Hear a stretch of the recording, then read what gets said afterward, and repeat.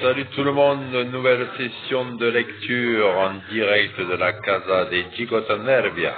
Alors, c'est parti, session de lecture, livre, là vous le voyez, voilà, la vie civique, professionnelle et sociale.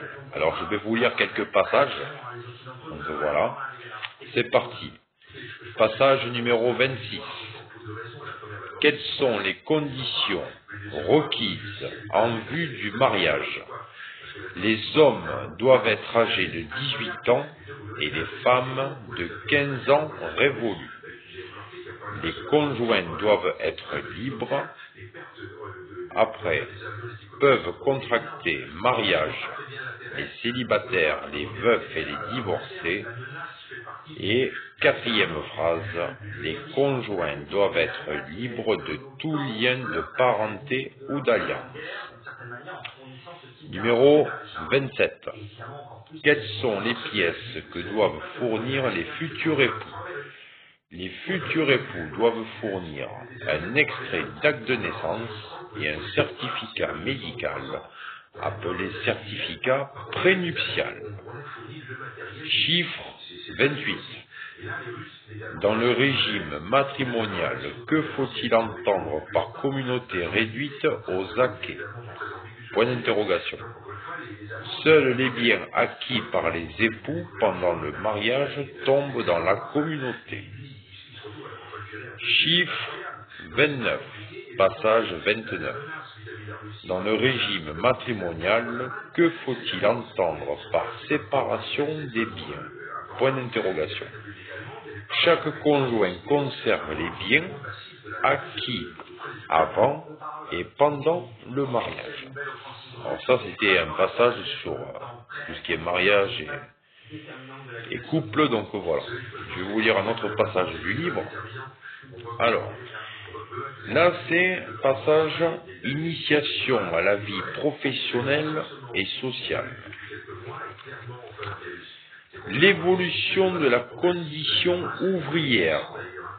Loi du 22-3-1841 interdit l'emploi des enfants de moins de 8 ans dans l'industrie. Loi de 1848 limitant la journée de travail de 10 et 12 heures ne sont pas appliquées. Loi de 1864. Le manifeste des 60 signé par 60 ouvriers constitue un programme de revendication professionnelle des ouvriers. Loi de 1864. Reconnaissance du droit de coalition ou droit de grève. Rapporteur de la loi E. Olivier. Loi de 1868. Napoléon développe les œuvres d'assistance, caisse de retraite pour la vieillesse, caisse d'assurance en cas de décès ou d'accident du travail, orphelinat. La loi de 1884, loi dite loi Waldeck-Rousseau, droit d'association reconnaît les associations ouvrières, les syndicats entre parenthèses. Loi de 1892, réglementation du travail des femmes et des enfants, interdiction du travail de nuit. Loi de 1898, loi sur l'indemnisation des victimes d'accidents du travail. La loi de 1902, journée de 11 heures. Loi de 1904, journée de 10 heures. Loi de 1906, repos hebdomadaire. Loi de 1910, loi sur les retraites ouvrières et paysannes. Loi de 1910 à 1912, rédaction d'un code du travail. Loi de 1919, journée de 8 heures. Loi de 1928, loi sur les assurances sociales, maladie, invalidité, vieillesse. Loi de 1936, 7 juin, les accords Matignon, semaine de 40 heures, congés payés, convention collective. Loi de 1946, sécurité sociale. Loi de 1956, 3 semaines de congés payés. Loi de 1968, accord de Grenelle, augmentation du SMIC, réduction des horaires. Ça, c'était un passage du livre « La vie civique, professionnelle et sociale ». Je vais vous lire un autre passage du livre. Alors, chiffre 69, passage 69. Comment se fait la saisie-arrêt des salaires? Une ordonnance de saisie-arrêt est rendue par le juge sur l'intervention du créancier. Elle est notifiée par lettre recommandée à l'employeur. Elle contient nom, prénom, profession, domicile du créancier, du débiteur et du tiers employeur, ainsi que l'évaluation de la créance. Passage numéro 70. La durée du travail, les congés. Quelle est la durée légale du travail? La loi du 21 juin 1936 fixe à 40 heures de travail effectif la durée du travail hebdomadaire. Alors là, il y a un passage là, numéro 71. Peut-on effectuer des heures supplémentaires? Point d'interrogation. Dans quelles limites? Point d'interrogation. Comment sont-elles rémunérées? Point d'interrogation. Oui, on peut effectuer des heures supplémentaires dans les limites suivantes. Loi du 18 juin 1966. La durée hebdomadaire moyenne du travail ne peut dépasser 54 heures pour une période de 12 semaines consécutives. Des dérogations peuvent être apportées.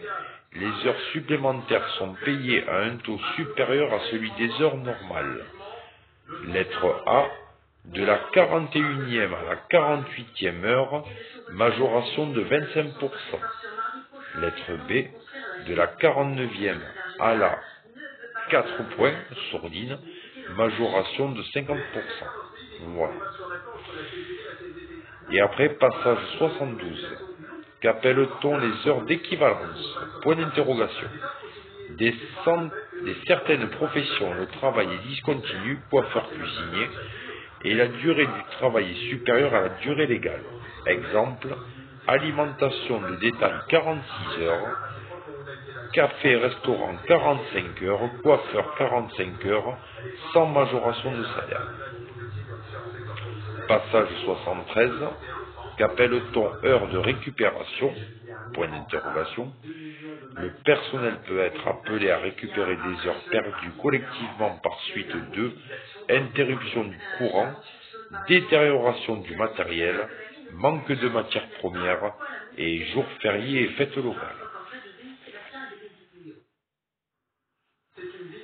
Donc maintenant, je vais vous lire un autre passage du livre pour finir la session de lecture.